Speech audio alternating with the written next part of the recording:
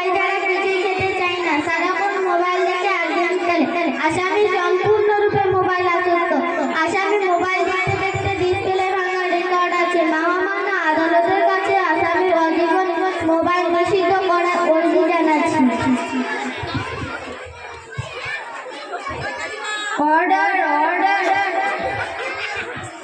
আসামি কিছু বলতে চাই?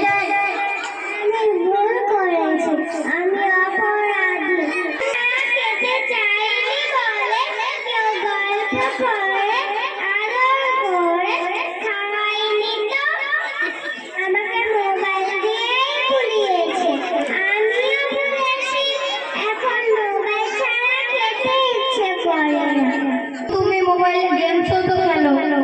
আমার তো খেলতে ইচ্ছে করে, কেউ আমার সাথে খেলে না, খেলতেও নিয়ে যায় না। এখন আমি কি করব? সন্তান